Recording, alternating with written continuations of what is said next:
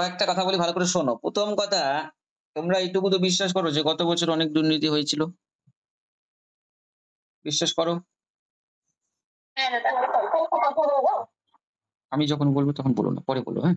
গতবার প্রচুর দুর্নীতি হয়েছিল, যেটার উদাহরণ আমি নিজে একটা ভিডিও দিয়েছি। ওই আমার এক স্টুডেন্ট হচ্ছে একটা নার্সিং ইনস্টিটিউটে পড়ে, ও কিন্তু পুরো খুলেআম বলে দিয়েছিল, হ্যাঁ? সবগুলো চোর। ৬০ টার মধ্যে স্যার ৪০ টাই চোর, ২০ টা ভালো।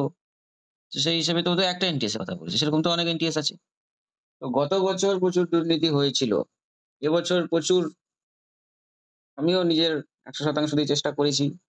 গতবার কোন রকম কোন ইউটিউবারই চেষ্টা করেনি যেন এই দুর্নীতিটা বন্ধ হোক। কোন ক্যান্ডিডেটও চেষ্টা করেনি। আমরা তো ছাড়ো। তোমরাই চেষ্টা করোনি, আমরা তো পরের কথা, তাই না? তো এবছর যাই হোক কিছু আন্দোলন-ফান্দোলন ওই ভিডিও বানাবানি এগুলো হয়েছে। হ্যাঁ? স্টুডেন্টদেরকে দিয়েও আমি চিটি-ফিটি করিয়েছি। তো গতবার যদি গতবারের দুর্নীতিটাকে যদি ১০০% ধরি আমি, এবছরেরটা মনে করো বলব না, আমি সবসময় লজিক্যালি চিন্তা করি, তোমরা জানো ভালো করে। ১ বছর ধরে পড়ছো। তো ধরে নিলাম, আমি বলব না যে একদমই হয় নাই দুর্নীতি। চলো আমি ধরে নিলাম দুর্নীতি হয়েছে।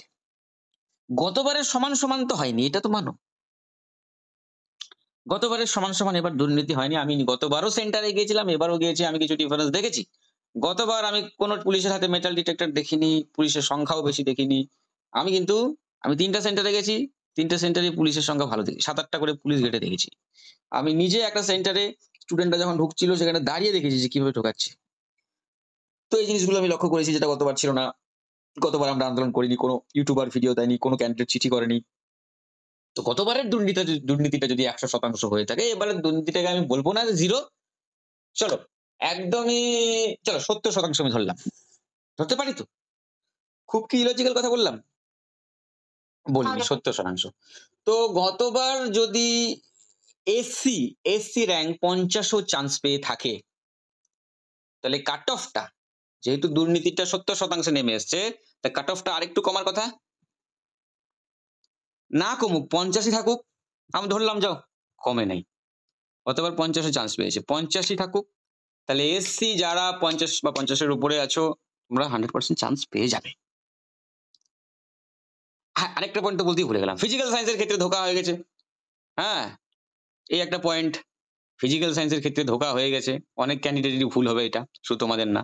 এবার এটা যারা ভালো করে দেখে করেছে তাদের জন্য প্লাস পয়েন্ট, যারা দেখেনি তাদের জন্য নেগেটিভ পয়েন্ট। তাহলে এই কয়েকটা কারণ আছে যেখানে, যেগুলোর উপর বেস করে আমি বলতে পারি যে যারা ৫০ এর উপরে পেয়েছো এবং এসসি আছে, তোমাদের হয়ে যাবে। এবার যাদের OBC A, OBC B, EWS, তোমাদের ইডব্লিউএস এর কাট অফটা কমই যায়। আমি ইডব্লিউএস আর এসসি কে একই ধরলাম মনে করো। ৫০, ৫১, ৫২, হ্যাঁ ৪৯ ও হতে পারে, ৪৮ ও হতে পারে, যদি দুর্নীতি কম হলে কাট অফটা নামার কথা। চলো না, আমি ৫০ ই ধরলাম। ইডব্লিউএস আর এসসি কে আমি একই ঘরে রাখলাম। ওবিসি এ, ওবিসি বি কে আমি ধরে নিলাম চলো ৫৫। তো যারা ওবিসি এ আছো, ওবিসি বি আছো এবং ৫৫ অ্যাবভ পেয়েছো, তোমরা নিশ্চিন্তে থাকো, চান্স হয়ে যাবে। এসসি যারা ৫০ এর উপরে আছো, হয়ে যাবে। বাকি থাকলো স্যার জেনারেল, আমরা কি করব? জেনারেলে যারা 60 এর উপরে আছে তাদের হয়ে যাবে। 60 এর উপরে যারা আছে হয়ে যাবে। ঠিক আছে? এই কথাগুলো তোমাদেরকে আগেই বলে দিচ্ছি। আমি এই কথাগুলোই আবার ভিডিও বানিয়ে সবার জন্য বলব। তো সবার আগে তো তোমাদের ডাউটটা ক্লিয়ার করে দেওয়া দরকার। তো এই হচ্ছে গল্প। তাহলে স্যার বাকিরা যারা এইসব র‍্যাংকের মধ্যে নেই, আমরা এইসব মার্কসের মধ্যে নেই, তাহলে আমরা কি করব?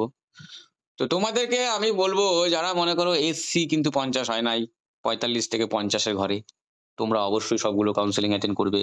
কোনো মতে যদি আরো কমে, শেষ কাউন্সেলিং পর্যন্ত অ্যাটেন্ড করো। যারা ৪৫ এ, হ্যাঁ এসটি তো বললামই না। আমার এসটি স্টুডেন্ট আছে তো। মুন ভূমিজ আছে, তারপর আমাদের সেজাল আছে, আর কে যেন আছে ভুলে গেলাম, পূর্ণিমা টুডু। যারা এসটি ৪৫ থেকে ৫০ এর মধ্যে যাদের আছে, চোখ বন্ধ করিয়া হইয়া যাইবে। তোমরা একদম নিশ্চিন্তে ঘুমাও। ঠিক আছে সেজাল? ভালো করে এবার ডান্স প্র্যাকটিস করো। নার্সিং কলেজে গিয়ে তোমাকে ফ্রেশার্সে কিন্তু নাচতে হবে। ঠিক আছে? তো যারা এসসি ৪৫ থেকে ৫০, তোমরা হাল ছাড়বে না। একদম সবগুলো কাউন্সেলিং করবে। আর হ্যাঁ, কাউন্সেলিং রিলেটেড পুরো আমার একটা প্লেলিস্ট আছে। ইউটিউব চ্যানেলে যাবে, প্লেলিস্টে যাবে। পুরো কাউন্সেলিং রিলেটেড আমি এতদিন যা ভিডিও বানিয়েছি, ওগুলো দেখলেই সমস্ত ডাউট ক্লিয়ার হয়ে যাবে। আমাকেও কিছু বলতে হবে না, কারো অন্য কারো ভিডিও দেখতে হবে না। তো হ্যাঁ, এবার ওবিসির কথা বলি, যারা ওবিসি, ওবিসি বলেছি আমি ৫৫ উপরে, তাই না? এ, বি দুটোকেই বলেছি। তো তোমরা যারা ৫০ থেকে ৫৫ এর ভেতরে নাম্বার আছে, স্যার আমার তো ৫১ আছে। স্যার আমার তো ৫২ আছে। আমরা কি করব তাহলে? স্যার কাউন্সেলিং করব না? আমরা আশা ধরে বসে থাকবো না? অবশ্যই তোমরাও শেষ পর্যন্ত সবগুলো কাউন্সেলিং করবে। এবার জেনারেল, স্যার আমার তো ৬০ হয় নাই। আমি জেনারেল, আমার ৫৫ হয়েছে বা ৫৬ হয়েছে। তো আমরা কি করব? তোমরাও ৫৫ থেকে ৬০ এর মধ্যে যারা আছে চোখ বন্ধ করে সবগুলো কাউন্সেলিং অ্যাটেন্ড করবে। আশা ধরে তোমরা বসে থাকো। এবার যারা পেয়েছে ৩০-৩৫, দেখো ভাই, আমি সবসময় লজিক নিয়ে কথা বলি, যেটা বাস্তব সেটাই বলার চেষ্টা করি। তোমাদেরকে আমি কোনো আশা-ভাষা দেব না। আমি বলব তোমার যদি নার্সিং পড়ার ইচ্ছা থাকে তুমি আবার কোচিং শুরু করো। সে আমার কাছে পড়ো বা অন্য কারো কাছে পড়ো বা নিজে পড়ো, তোমার ইচ্ছা। ৩৫, ৪০, ৪০ এর নিচে আমি আর আশা-ঠাশা দেখাতে চাই না। তোমরা পড়াশোনা শুরু করো। সময় নষ্ট করো না। এবছর যেগুলো ভুল হয়েছে সেগুলো শুধরে নিতে হবে, আবার ভালো করে পড়তে হবে। যারা আর মেক্সিমাম ক্যান্ডিডেটই ৪০ এর নিচে যাচ্ছে। তাদেরই আসছে যারা কলেজ পাশাপাশি করেছে, এই করেছে, সেই করেছে। ঠিক আছে? তো তোমরা এই জিনিসটা মাথায় রাখো।